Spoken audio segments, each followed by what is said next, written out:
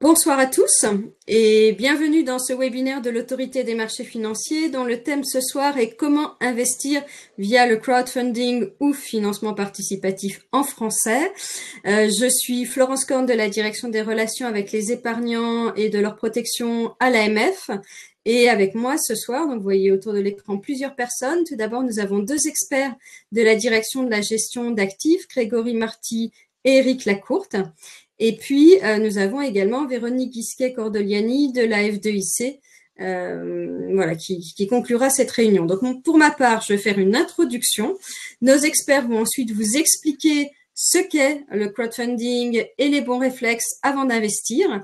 Et puis, donc, comme je l'ai indiqué, Véronique conclura la présentation. Et bien sûr, à la fin, nous répondrons à vos questions. Donc, vous pouvez nous poser vos questions par écrit tout au long du webinaire. Vous avez un petit onglet questions. Donc, vous écrivez vos questions dans cet onglet. Par avance, je vous prie d'accepter nos excuses si jamais nous ne répondrions pas à certaines questions. C'est vrai que des fois, nous en avons beaucoup. Nous devons les sélectionner puisque le temps est compté. On se donne à peu près 45 minutes pour ce webinaire, dont 10 à 15 minutes de questions-réponses. Par ailleurs, vous recevrez également un lien une fois le webinaire terminé. Pour accéder au replay. En fait, vous aurez un mail automatique qui vous enverra le lien vers le replay. Et puis également, pendant le webinaire, vous verrez apparaître, je pense que c'est en bas de l'écran, mais je ne sais plus exactement où, un bouton qui vous permet de télécharger la présentation si vous le souhaitez. Voilà, bah, écoutez, je vous propose de démarrer d'ores et déjà par un petit propos introductif sur que fait l'AMF pour vous en tant qu'épargnant, puisque nous avons de nombreuses choses qui sont organisées pour vous, des contenus pédagogiques, des webinaires comme ce soir. Il est vrai déjà que la protection de l'épargne est au cœur des missions de l'AMF, et il y a notamment une direction qui vous est dédiée, qui est donc la direction des relations avec les épargnants et de leur protection, à laquelle j'appartiens. Cette direction, c'est vraiment une porte d'entrée spécifique pour le grand public, pour vous informer, pour vous accompagner. On va le voir un peu plus en détail comment. Et nous avons pour objectif de faire de la finance un sujet de confiance et de permettre à chacun de pouvoir investir en toute connaissance de cause, voilà, en l'accompagnant avec différents contenus qui vous permettra de prendre ensuite correctement vos décisions d'investissement. Donc concrètement, on est là pour vous informer tout d'abord. Vous le savez peut-être, sur le site internet de l'AMF, en fait, quand vous y allez, vous allez voir tout de suite, il y a espace épargnant, il y a aussi espace professionnel, mais donc l'espace qui vous est dédié pour vous les épargnants, c'est vraiment l'espace épargnant. Vous allez retrouver dans cet espace des articles, des guides pédagogiques, des vidéos, des infographies, des simulateurs, et avec différents types d'informations, les conseils pour bien investir, les différents produits et services, mais aussi des informations sur les marchés financiers et aussi comment, par exemple, protéger son épargne des arnaques qui peuvent malheureusement être nombreuses. On est également présent sur les réseaux sociaux. Aujourd'hui, c'est incontournable. Tout le monde s'informe sur les réseaux sociaux. Donc, pour le grand public, on est présent tout d'abord sur Facebook avec une page qui s'appelle AMF Épargne Info Service. Donc, si vous êtes sur Facebook, n'hésitez pas à vous abonner à cette page. Vous aurez plusieurs publications par semaine, y compris quand on organise des événements comme ce soir. Et puis, nous avons aussi un compte Instagram @AMFactu. Donc, si vous êtes sur Instagram, n'hésitez pas à suivre ce compte.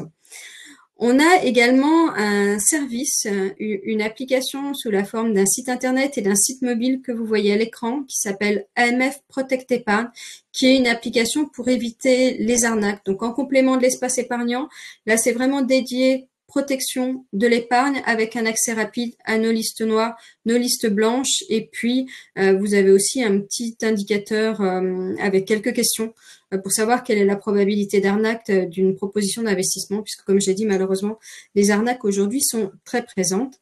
Et puis, vous avez également un bouton pour vous permettre d'entrer plus facilement en relation avec l'AMF. Et justement, on est là aussi pour vous accompagner. On a une équipe dédiée qui est là pour répondre à vos questions, qui s'appelle AMF Épargne Info Service, qui a traité un peu plus de 10 000 demandes l'année dernière. Vous pouvez la contacter par téléphone, par formulaire sur notre site. Vous retrouverez notamment ce formulaire sur l'espace épargnant du site de l'AMF et également par message privé sur Facebook. Et puis, nous avons également un service de médiation gratuit et confidentiel. Le médiateur de l'AMF est là pour résoudre à l'amiable vos litiges. Alors, bien sûr, des litiges qui sont dans le champ de compétences de l'AMF, donc sur tout ce qui est produits et services d'investissement. Donc, je ne parlerai pas de ce qui est bancaire, d'assurance, ni même les livrets, l'épargne logement et l'assurance vie, qui sont plutôt cotés à CPR. Mais dès que ça a trait, par exemple, au compte titre, le PEA, les fonds, les titres en direct, c'est de notre ressort et donc du ressort aussi de notre médiateur qui a traité l'an dernier un peu plus de 2000 dossiers. Et vous pouvez le saisir à partir du moment où vous avez fait une réclamation auprès de votre intermédiaire, que soit il ne vous a pas répondu à l'issue d'un délai de 2 mois, soit la réponse qu'il vous a apportée ne vous satisfait pas. Enfin, nous sommes là aussi pour vous donner rendez-vous régulièrement à l'occasion de formations, de webinaires comme ce soir, de Facebook Live aussi, sur des thèmes variés. Voilà, différents thèmes d'investissement qui peuvent être plus ou moins grand public. Et donc, si vous ne souhaitez rien manquer, vous pouvez aussi vous abonner à notre newsletter. Vous voyez le lien en bas de l'écran et vous le retrouverez aussi, bien sûr, sur la partie espace épargnant du site de l'AMF. Voilà, donc je pense que vous savez maintenant à peu près tout ce que l'on fait pour vous. Donc, n'hésitez pas à aller voir ces différents contenus et à nous suivre. Et je passe maintenant la parole à nos experts du financement participatif. À vous, Grégory et Eric. Bien, bonsoir à toutes et tous. Donc je suis Eric Lacourte. Je suis en charge de l'agrément des prestataires de services d'investissement à la direction de la gestion d'actifs et notamment des prestataires de services en financement participatif qu'on appelle donc les acteurs du crowdfunding. Et je vais vous présenter avec Grégory Marty ce qu'est le crowdfunding au sens notamment du règlement européen. Puisque aujourd'hui, ces acteurs-là sont régulés dans le cadre d'un règlement européen qui harmonise le cadre et évidemment les pratiques dans l'Union européenne. Donc, qu'est-ce que le crowdfunding ? Le crowdfunding, en fait, si on reprend la définition, je dirais stricto sensu, c'est le financement par la foule. Donc, ça veut dire par un nombre important d'investisseurs, par une multitude d'investisseurs, dans des projets. Et évidemment, ça s'adresse principalement, je dirais, à des petits investisseurs qui vont investir dans des petits projets. D'ailleurs, il y a un montant qui est limité, c'est moins de 50 millions d'euros alors, par projet, par porteur de projet même et par an. Donc, ça veut dire que ça s'adresse, de par le montant, à un large public d'investisseurs pour des montants relativement faibles et à des porteurs de projets qui ont, pour le coup, besoin de porter ces projets-là de nature commerciale devant un autre type d'investisseur. Donc, c'est un financement, je dirais, alternatif, puisque ça n'est pas un financement bancaire, ça n'est pas un financement intermédié par les marchés financiers, c'est un financement alternatif au sens où on va les trouver une foule d'investisseurs, une multitude d'investisseurs, donc du crowdfunding, avec des investisseurs qui, a priori, vont avoir, pour ce qui les concerne, un besoin de diversification vers un autre type d'investissement, mais également souvent un investissement par conviction, puisque les projets qui sont portés dans le cadre du financement participatif sont souvent des projets donc, de taille plus modeste que des grands financements bancaires.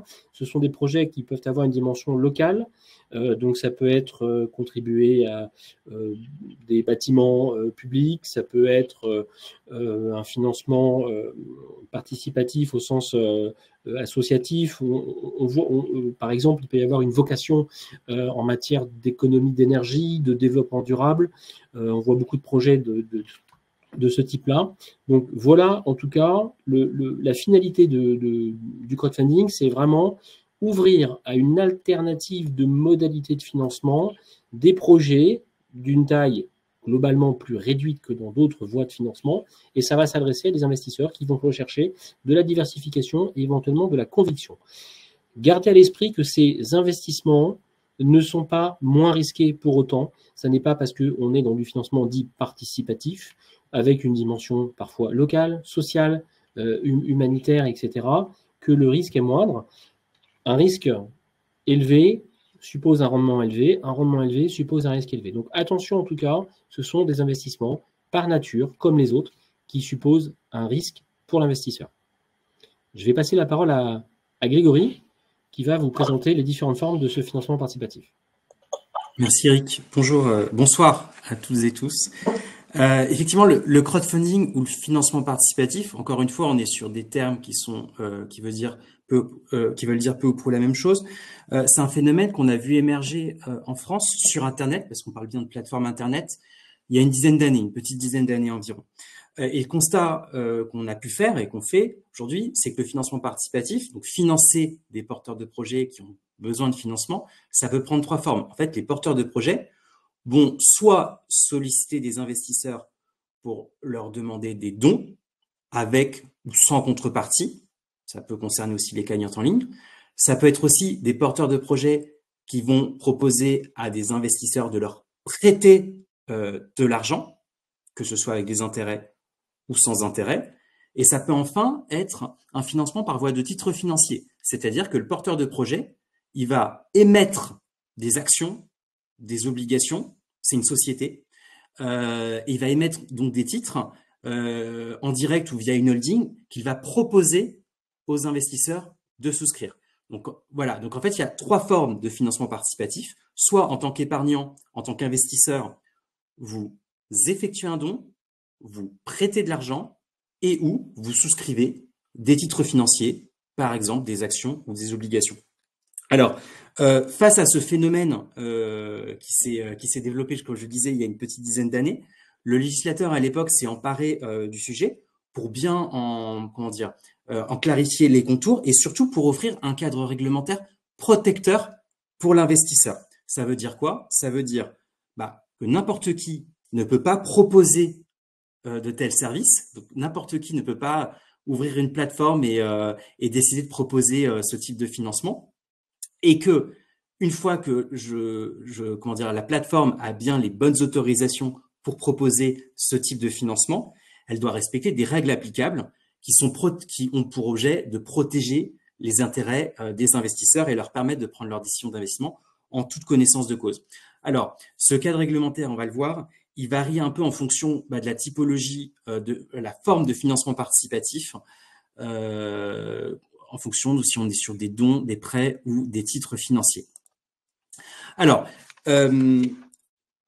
jusqu'à récemment, on était sur un cadre franco-français. Le financement participatif, c'était vous étiez protégé par des règles nationales, françaises, et le législateur avait, dès 2014, effectivement, créé 2 statuts, qui étaient les statuts de conseiller en investissement participatif et d'intermédiaire en financement participatif, pour respectivement encadrer les financements par voie de titres ou de prêts et de dons. Ça a un petit peu évolué depuis peu. Maintenant, le législateur européen a choisi de réglementer une partie du financement participatif au niveau européen. Et donc maintenant, vous pouvez avoir affaire à 2 types de plateformes. Des plateformes qui sont PSFP, prestataires de services de financement participatif, ou des plateformes qui sont IFP, intermédiaires en financement participatif. Les prestataires de services de financement participatif, ce sont des plateformes qui ont un agrément et qui est reconnu au niveau européen, qui leur permet de proposer des financements par voie de titres financiers ou par voie de prêts onéreux, c'est-à-dire pas des prêts gratuits. Il y a une rémunération pour l'investisseur. Ça, c'est un régime, donc c'est un régime récent, et c'est un régime européen en ce que, en fait, c'est un statut qui est harmonisé au niveau européen dans tous les pays de l'Union européenne. En France, c'est un statut qui nécessite ces plateformes d'avoir un agrément. En France, si la plateforme est française, un agrément de l'autorité des marchés financiers. Si la plateforme est étrangère, elle aura un agrément de son autorité du pays d'origine. Mais en tout cas, ce qui est important, c'est que si vous êtes sollicité, vous souhaitez passer par une plateforme, une telle plateforme, vous pouvez vérifier sur le site de l'AMF ou de l'ESMA, l'autorité européenne des marchés financiers, si cette plateforme a bien le droit d'intervenir. En France, c'est bien le droit de vous fournir ces services en qualité de prestataire de services de financement participatif. Sur le site de l'AMF, vous retrouverez les prestataires français, et sur le site de l'ESMA, l'autorité européenne des marchés financiers, vous retrouverez les acteurs français, mais aussi les autres acteurs étrangers qui pourront vous fournir, le cas échéant, s'ils ont les bonnes autorisations, des services. S'agissant des prêts gratuits, c'est-à-dire sans aucune forme de rémunération pour l'investisseur, et des dons, ça, c'est un statut qui est resté au niveau franco-français, c'est pas harmonisé au niveau européen. C'est un statut qui est régulé supervisé par l'autorité de contrôle prudentiel et de résolution. Et le statut qu'il faut pour ces acteurs qui proposent d'investir dans le financement participatif par voie de prêt gratuit ou de don, c'est le statut d'intermédiaire en financement participatif. Et ces intermédiaires, vous pouvez vérifier s'ils sont bien enregistrés en tant que tels sur le site de l'ORIAS, plateforme que vous connaissez peut-être, qui recense un certain nombre d'intermédiaires financiers habilités à intervenir en France. Voilà, donc aujourd'hui, en décembre 2023, sur le financement participatif, vous ne pouvez être sollicité, ou en tout cas, quand vous investissez via du financement participatif, c'est soit via une plateforme qui a le statut de prestataire de services de financement participatif, sur les titres 1 et les prêts onéreux, ou intermédiaire en financement participatif pour les prêts gratuits et les dons. Eric, c'est toi qui... Oui, sur les obligations des prestataires de services d'investissement. Donc, votre prestataire, donc la plateforme par laquelle vous allez passer pour réaliser cet investissement-là, doit effectivement s'assurer de plusieurs choses avant de vous donner accès, avant de vous donner un accès détaillé à l'ensemble des projets qu'elle propose. Et elle doit notamment s'assurer de plusieurs choses à travers un questionnaire de connaissances clients. Donc, d'une façon ou d'une autre, vous devez à un moment donné, en ligne, en présentiel, de toute façon remplir ce questionnaire et être accompagné dans la compréhension des risques, puisque vous devez comprendre des risques inhérents au projet que vous allez cofinancer, notamment de par la nature du titre, soit sous forme obligataire, soit sous forme action. Donc, vous devez avoir cette compréhension fine du risque encouru. Elle doit également s'assurer de votre niveau de connaissance et de votre éventuelle expérience en matière d'investissement et a fortiori en matière de crowdfunding. Donc, ça veut dire tester évidemment votre connaissance générale des instruments financiers, des marchés, et puis votre expérience. Si vous en avez déjà, si vous avez déjà pratiqué des investissements, de quelle nature, sachant qu'on peut très bien avoir un niveau divers de connaissances ou d'expérience, mais néanmoins, elle doit pouvoir vous questionner et pouvoir évaluer votre profil d'investisseur au regard de ces critères-là. Elle doit également s'assurer d'avoir parfaitement intégré vos objectifs d'investissement. Est-ce qu'un investissement dans un projet de financement participatif est compatible avec vos objectifs d'investissement? Est-ce que vous avez des objectifs en matière de niveau de risque, en matière d'horizon d'investissement, en matière de liquidité par exemple? Et est-ce que cet investissement sera pertinent dans ce cadre-là ou pas? Elle doit également s'assurer de votre capacité à subir des pertes. Alors, ça paraît bizarre, c'est un vocabulaire qui peut surprendre, mais c'est celui de la réglementation. Ça veut dire que, par exemple, un client qui aurait envie d'aller vers des produits risqués, néanmoins, si son niveau de revenu ou de patrimoine ne lui permet pas d'encaisser des pertes importantes, par exemple le montant investi, eh bien, la plateforme doit avoir un rôle vis-à-vis de votre futur investissement pour vous dire attention, votre capacité à subir des pertes n'est pas cohérente avec l'investissement que vous souhaitez réaliser dès lors qu'il est risqué et que vous n'avez pas cette capacité-là. Et évidemment, elle doit vous fournir toutes les informations nécessaires sur le projet qu'elle propose sur sa plateforme. Vous devez pouvoir y avoir accès. Une règle qu'on peut rappeler, je dirais, qui est pragmatique, c'est que si vous ne comprenez pas l'investissement, si vous ne comprenez pas l'ensemble des caractéristiques, alors il faut pouvoir poser ces questions-là. Et si vous n'avez pas les réponses à vos questions, alors probablement qu'il faut vous abstenir d'investir. Il faut investir en connaissance de cause, après avoir pris le temps de vous informer, après avoir pris le temps de questionner et de comprendre les réponses qui vous sont apportées. Mais en tout cas, voilà, si au final vous ne comprenez toujours pas, la prudence s'impose. Vous avez également droit un délai de réflexion. Effectivement, on dit qu'il est précontractuel, c'est-à-dire que vous avez 4 jours pour pouvoir confirmer votre souhait et donc réaliser l'investissement.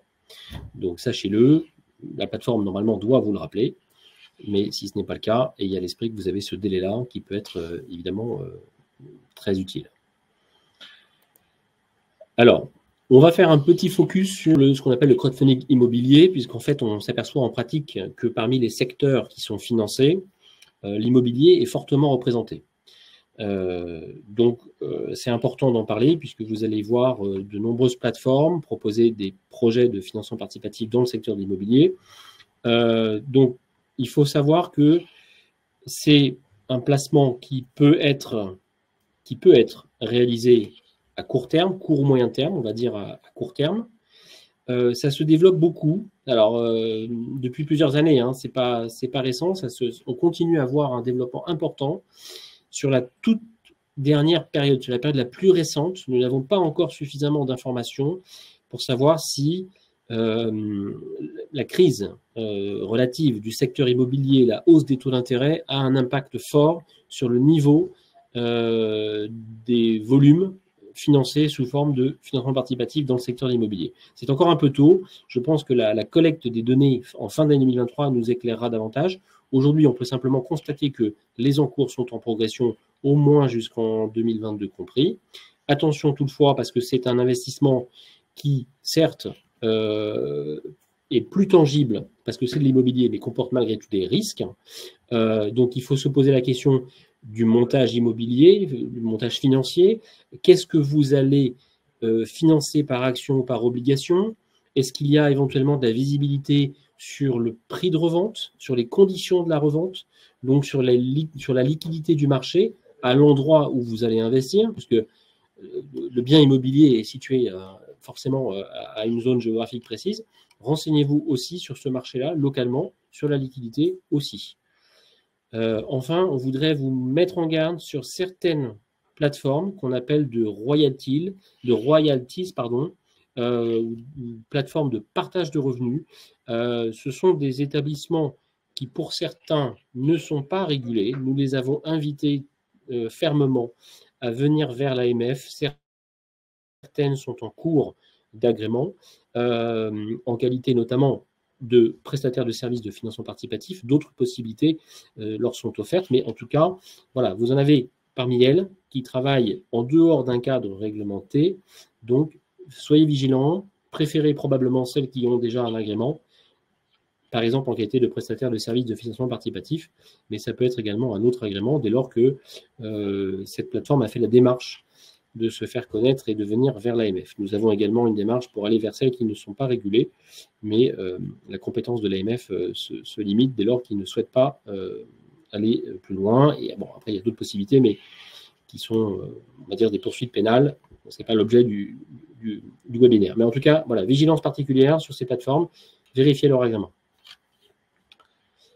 Je crois qu'on va passer sur un autre aspect dorénavant du crowdfunding, à savoir que vous pouvez avoir quelques bons réflexes, quelques bonnes questions dès lors que vous allez vous orienter vers ce type d'investissement alternatif. Donc, avant de se lancer, il faut vous demander si vous avez besoin, comme tout investissement, de cette épargne-là à très brève échéance.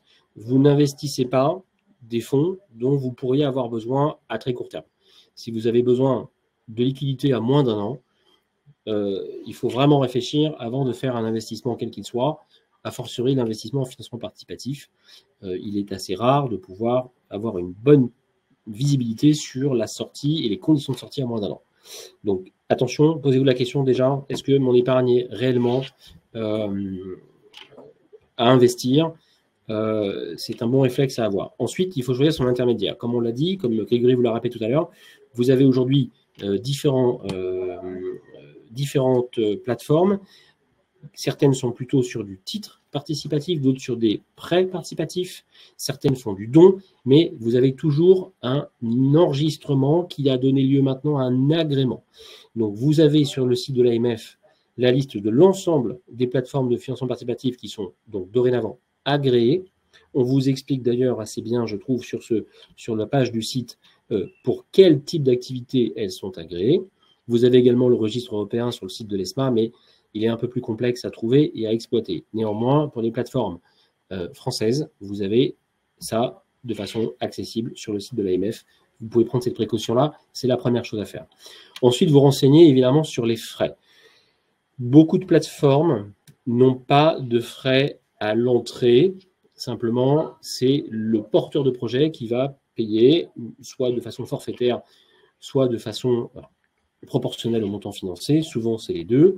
Donc, de votre côté, vous avez en général pas de frais à l'entrée. En revanche, il peut y avoir d'autres frais qui sont prélevés et à vous de demander à avoir vraiment toute l'information sur le niveau de frais, le type de frais qui vous est demandé, éventuellement à l'entrée, pendant votre investissement et éventuellement à la sortie. Ensuite, on pourrait vous conseiller, et bien sûr, comme pour tout type d'investissement, d'avoir, y compris dans la classe d'actifs du financement participatif, une diversification. Cette diversification, ça peut être évidemment soit investir en actions, soit en obligations. Ça peut être de par le secteur d'activité. Ça peut être aussi passer par des porteurs de projets différents, des plateformes différentes. Et a priori, vous avez au sein même de cet investissement en crowdfunding une diversification. Et puis, bien sûr, on ne le dira jamais assez, ne pas mettre tous ses œufs dans le même panier. Donc, il faut que l'investissement participatif soit un investissement alternatif, un investissement complémentaire, mais évitez bien sûr de tout miser sur le crowdfunding, comme on pourrait vous dire d'éviter de tout miser sur les actions, a fortiori des actions d'un secteur en particulier ou d'un marché en particulier, dans un objectif de diversification de votre investissement et donc de votre risque. Je vais rendre la parole à Grégory qui va vous expliquer maintenant comment est-ce que vous devez justement vous informer. Oui, alors merci Eric. Maintenant que vous êtes sur la plateforme, et vous vous apprêtez potentiellement à sélectionner un projet, ce qui est très important, c'est de bien vous informer, comme le disait Eric, de bien comprendre ce dans quoi vous allez investir et de bien vous informer sur le projet dans lequel vous vous apprêtez peut-être à investir. Il y a peut-être des avantages, il y a aussi des risques. Donc, il y a déjà un premier outil qui est très utile, qui est ce qu'on appelle la fiche d'information clé sur l'investissement, la FICI, qui est un document qui est standardisé par les textes européens, ce qui fait que toutes les fiches d'information clés sur l'investissement des différentes plateformes se présentent peu ou prou de la même manière. Donc, pour comparer, c'est assez aisé.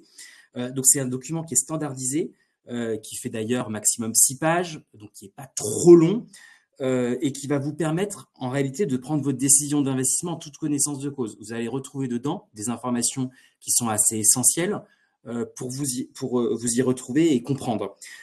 C'est un document qui est établi par le porteur de projet, c'est-à-dire par celui qui recherche un financement, et c'est un document qui est communiqué par la plateforme, par le prestataire de services de financement participatif. Dans tous les cas, ce document doit vous être remis en français. Même si c'est une plateforme étrangère qui a le droit, qui a par exemple un agrément dans un autre État européen et qui du coup aurait le droit d'intervenir en France, elle doit vous remettre ce document en français. Nous exigeons que toute l'information qui est remise à des investisseurs français soit en français. Donc vous allez retrouver dedans, dans cette fiche, des informations très précieuses pour vous permettre de comprendre quelles sont les caractéristiques du projet, quelle est la nature de l'investissement, dans quoi vous investissez, est-ce que ce sont des titres, est-ce que c'est un prêt, des informations sur les frais, quels sont les frais. Alors attention, parce qu'effectivement, vous pouvez avoir des frais à l'entrée quand vous souscrivez, mais peut-être qu'il y a des frais aussi en cours de vie du produit. Donc c'est important effectivement d'avoir conscience des frais, de les comprendre, parce que forcément, nécessairement, les frais peuvent avoir un impact sur l'espérance de gain attendue. Sur les risques aussi, il peut y avoir des risques associés au projet, au porteur, au secteur. Il y a illiquidité, le fait que ça peut être compliqué de revendre, de sortir du produit, mais aussi justement des informations. Est-ce que c'est possible de revendre les titres ou de sortir du produit? Donc, ce sont des informations qui sont assez précieuses, dont il faut prendre connaissance et qui vous permettent de voir si ça correspond à ce que vous avez. Voilà, si vous souhaitez y aller. Voilà.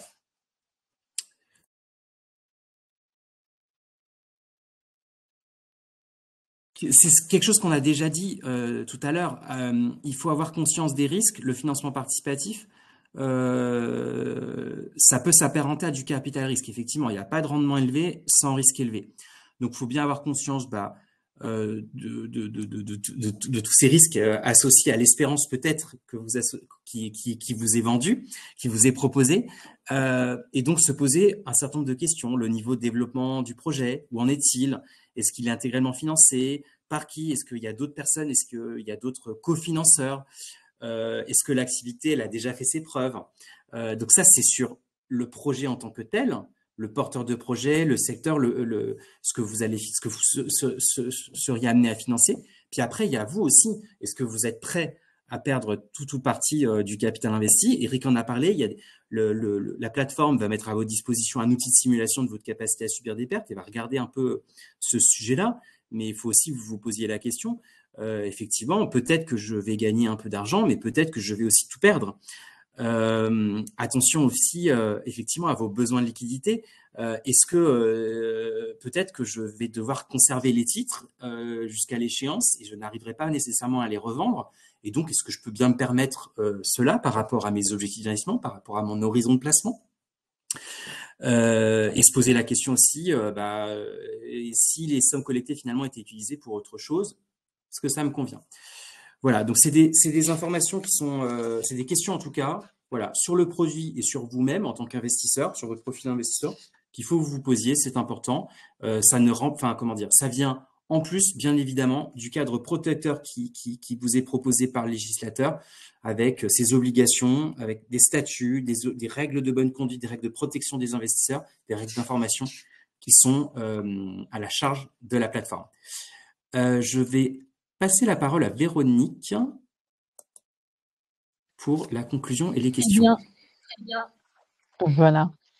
Eh bien, donc vous l'avez vu, en fait, le financement participatif, en fait, c'est une affaire de conviction. Sachant que nous allions animer cette réunion, j'ai posé la question à des jeunes générations pour leur demander comment ils en étaient venus au financement participatif. Et dans une grande majorité, il m'a été répondu: un influenceur ou un finfluenceur, comme on le dit, m'a vanté un projet et donc j'ai été sur une plateforme et j'ai été regardée. Alors, j'ai pas forcément investi, mais je me suis renseignée.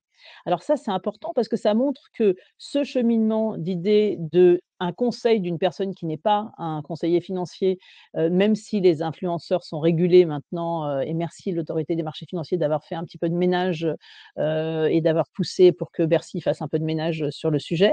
Mais ça veut dire que le process de sélection des projets n'est pas respecté. Il y a un élément qui est important, c'est quand vous allez investir, vous, en tant qu'investisseur, sur un projet, vous allez le faire via une plateforme. Alors, le premier élément à regarder, étonnamment, c'est comme si je vous disais, avant d'acheter une action, vous allez d'abord regarder le PSI, enfin de l'intermédiaire financier, pour voir s'il est sécure, s'il est sûr, si c'est quelqu'un de sérieux. Et ben là, c'est la même chose. Vous allez sur une plateforme, vous allez regarder si la plateforme, elle accepte tous les projets qui lui sont demandés. Si elle a 100 projets proposés, qu'elle en propose 100 au public, c'est que, ma foi, elle n'est pas très sérieuse dans son mode de sélection. Si sur 100 projets demandés, elle n'en accepte qu'une quinzaine, peut-être qu'elle fait une sélection par le sérieux des projets, le sérieux de l'équipe de management et tout un tas de ratios qu'elle va appliquer. Donc ça, c'est le premier élément. La plateforme, c'est votre intermédiaire de confiance qui va vous assurer qu'il y a une sélection de projets qui est faite par des professionnels. Après, la deuxième chose, c'est que l'investissement de conviction, ça ne veut pas dire que vous devez foncer à l'aveugle en sélectionnant un projet, même si celui-ci est humaniste, si celui-ci est social. Vous devez avoir conscience du risque qui est pris, à savoir, est-ce qu'il y a un marché secondaire? On parlait tout à l'heure de revendre ses titres. Si vous êtes dans le cas du titre, est-ce que derrière, vous allez pouvoir avoir quelqu'un qui va être prêt à vous racheter vos titres? D'où la nécessité de savoir quel va être votre horizon d'investissement. Tout le monde doit pouvoir aller faire du financement participatif, mais tout le monde n'a pas vocation à être participatif activement. Vous pouvez aller voir des projets, mais peut-être que votre profil d'investissement financier, il ne correspond pas et que si vous avez besoin de votre argent pour la fin d'année, pas celle-là, hein, l'année suivante, vous n'irez pas sur le financement participatif. Parce que derrière, le risque sera trop élevé, parce que le temps d'investissement sera trop long. Donc ça, c'est important. Et puis après, il faut regarder, de la même façon quand on investit en action, on regarde le projet, le management, est-ce que celui-ci est très impliqué? Et puis, il faut regarder dans le projet des éléments factuels. On n'y va pas simplement parce que le projet est sympa, il parle un peu d'intelligence artificielle, donc voilà, c'est un créneau qui va beaucoup rapporter, alors je vais investir un petit peu dedans. Non, il faut des éléments factuels. À quoi cet argent va-t-il servir? Est-ce que ça va servir à acheter un entrepôt pour faire du stockage si on est dans l'industriel? Est-ce que ça va servir à développer un outil complémentaire? Donc ça, c'est très important parce que investissement de conviction ne veut pas dire j'y vais simplement avec le cœur. Même si c'est un investissement ou quand on parle de ce type d'investissement, on sait que les premiers investissements il y a une dizaine d'années étaient faits pour supporter des projets. Ça peut être des disques, des éditions de disques, puisqu'on a eu ça. Là, on est sur l'immobilier, mais il est très important de se dire que soit vous choisissez effectivement de faire un don, et dans ces cas-là, vous avez la possibilité d'aller sur n'importe quel projet de votre choix. Soit si c'est un investissement en vue d'avoir une rentabilité, il faut être conscient que cette rentabilité, elle doit, si elle est très risquée, si le projet est très risqué, la rentabilité doit être élevée. Et je remercie l'AMF de bien souligner que tout projet qu'on ne comprend pas, on n'y va pas. Voilà. Donc si ma conclusion devait se limiter à une chose, c'est attention, sur les jeunes générations à cette tendance à suivre ce qu'un influenceur dit. L'influenceur, il est peut-être, payé par, le projet et de toute façon, il n'est pas un spécialiste. Donc à vous de prendre de la distance et de prendre les bonnes réactions, enfin d'avoir les bonnes réactions, déjà de regarder la plateforme. Le pourcentage de taux de défaillance de projets proposés par la plateforme. Ensuite, quel est le projet qui vous agrée le mieux et quelles seront vos possibilités après si vous avez un besoin de récupérer vos fonds. Voilà.